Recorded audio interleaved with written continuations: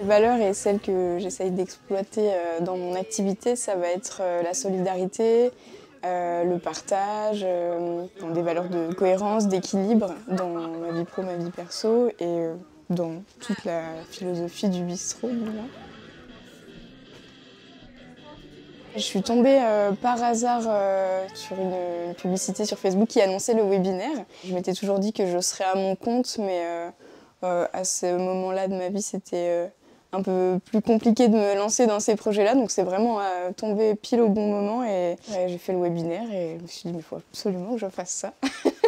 Pour moi, ça a été un peu une révélation dans le sens où ça m'a montré qu'il y avait d'autres façons de faire qui étaient possibles. Et ça m'a vraiment mis en confiance sur le fait que j'allais apprendre des choses parce que déjà pendant le webinaire, j'ai appris des choses, des outils à utiliser, etc. Et c'était très clair. C'est vrai que ça donnait un bon aperçu de tout ce que la formation pouvait apporter. J'étais pas effrayée de me lancer dans l'entrepreneuriat parce que mes parents ont eu chacun leur entreprise, mon père a toujours son entreprise. Donc j'ai toujours un peu baigné dans ce milieu où voilà, ils étaient très indépendants. Mais c'est vrai que j'avais cet exemple de l'entrepreneur qui travaille sans cesse, qui dédie sa vie entière à son entreprise et donc pour moi c'était comme ça, il fallait travailler énormément, longtemps, voilà. Donc ça m'a vraiment, ça m'a permis la formation de vraiment faire un travail là-dessus et de me laisser la chance de faire autrement et de croire en cette façon de faire aussi. Donc de me détacher de ce qu'on m'avait appris, donc ça a vraiment été hyper important dans le projet que j'ai aujourd'hui. Alors moi j'ai fait des études de photographie en Belgique qui étaient super chouettes. J'ai eu la chance de sortir major de promo et ça m'a permis d'obtenir un prix qui m'a permis de financer mon premier projet en tant qu'artiste-auteur. Et finalement j'ai gardé la photo pour moi, j'avais un peu de mal avec le fait d'être obligée de le faire pour payer mes factures, je perdais un petit peu la passion. Donc du coup j'ai décidé de reprendre mon job étudiant qui était de travailler dans des bars, dans des brasseries. Donc vraiment de mon plein gré. C'est vrai que pendant mes études, j'ai travaillé dans ce domaine-là et ça m'a permis de voir que j'adorais le service, les produits, la gastronomie, etc. Donc j'ai décidé d'y retourner et ça m'a amené à travailler aussi bien dans des bars que dans des restaurants gastronomiques et à différents postes.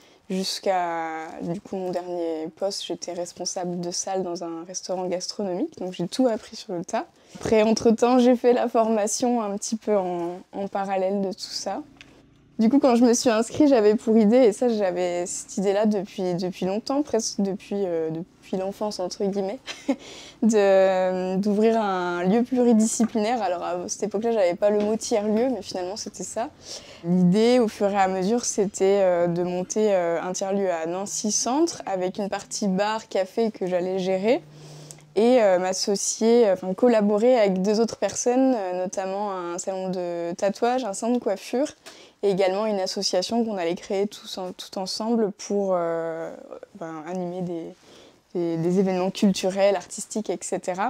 Et au final, donc j'ai fait toute la formation écopreneur en ce sens, à la base. Et finalement, au bout de 2 ans à peu près, on avait un peu tout bouclé, le financement, etc. Mais on a eu vraiment du mal à trouver un local. Il y a toujours eu quelque chose qui faisait que ça n'a pas abouti. Et finalement, voilà, on a décidé de prendre un petit peu des chemins différents. Donc j'ai repris la partie bar du tiers-lieu et finalement, je me suis rendu compte que l'entreprise que j'ai aujourd'hui, elle partage exactement les mêmes valeurs qu'on voulait transmettre avec le tiers-lieu. Donc voilà, j'ai repris exactement les producteurs avec lesquels je voulais travailler aussi pour le bar du tiers-lieu, sauf que c'est devenu itinérant. Le bistrot itinérant, c'est un petit bistrot qui prend place dans une caravane de type Airstream, d'inspiration Airstream du moins. Et donc je me déplace sur les places de village. Cette année, j'ai la chance de pouvoir proposer ce projet à 30 villages à peu près, une trentaine. Donc je me mets sur la place de village pendant quelques heures. J'ai une tournée avec des dates régulières, certains villages dans lesquels je viens plus que d'autres. Et je me mets parfois avec d'autres food trucks, donc eux proposent à manger, moi je propose les boissons. Et en fait l'idée c'est vraiment d'avoir cet esprit de bistrot d'antan où on vient, on rencontre ses amis du village, les voisins, etc. On passe un petit moment convivial. C'est pas du tout un bar de nuit, c'est vraiment un moment convivial en fin de journée ou des fois le week-end sur le temps de midi. Et ça permet de créer un espace de lien, d'échange au sein du village, surtout dans les villages où il n'y a plus du tout de commerce. Je ne vais pas dans les villages où il y a d'autres bars, par exemple, c'est pas du tout l'idée. Et je fais aussi un petit peu d'événements publics, des braderies ou autres quand on me le demande, mais c'est vraiment annexe à mon activité. Et je peux faire aussi des événements privés, alors un peu plus pour du professionnel, pour des entreprises, mais ça fait partie aussi de mon activité. Par rapport aux produits que je propose au bistrot, c'est principalement de la vente en direct de l'achat en direct auprès des producteurs. Donc j'essaye de rester au maximum local, donc Vosges et Meurthe-et-Moselle. Moi je suis un peu à cheval entre les deux. Et quand c'est pas le cas, c'est toujours des produits français, sourcés, bio. C'est important de pouvoir créer une relation avec d'autres entrepreneurs producteurs et puis de pouvoir proposer de la qualité aussi aux personnes qui viennent au comptoir. Donc là, ça fait 1 an, donc j'ai pu voir vraiment 1 an avec la coupure hivernale aussi, parce que janvier-février, le bistrot est complètement fermé. Finalement, j'ai fait 40% de chiffre de plus que ce que j'avais prévu. Après, j'avais prévu quelque chose d'assez pessimiste, mais finalement, ça a été vraiment au-delà de mes espérances, donc ça, c'est super. Et ça me permet de me rémunérer, on va dire, en étalant sur l'année entre 1000 à 2500 par mois, en sachant que voilà, je ferme 2 mois dans l'année et que je prends aussi des congés pendant le reste de l'année. Du coup, j'ai fait 70 000 l'année dernière sur 9 mois, à peu près, de fin mars à décembre, quoi. Je suis partie avec 20 villages à la base et cette année, j'en ai un peu plus de 30. Donc c'est une belle réussite à mon sens. Donc là, tout début d'année, j'ai lancé aussi une offre de consulting donc pour pouvoir répondre correctement aux questions des personnes qui voudraient se lancer dans une activité similaire. Parce que la première année, j'ai eu énormément de questions et du coup, je me suis dit que ce serait intéressant de faire ça correctement et de prendre vraiment le temps. Et là, dans les mois à venir, je vais lancer aussi un podcast pour mettre en lumière les commerces itinérants qui viennent un peu dynamiser la ruralité, etc.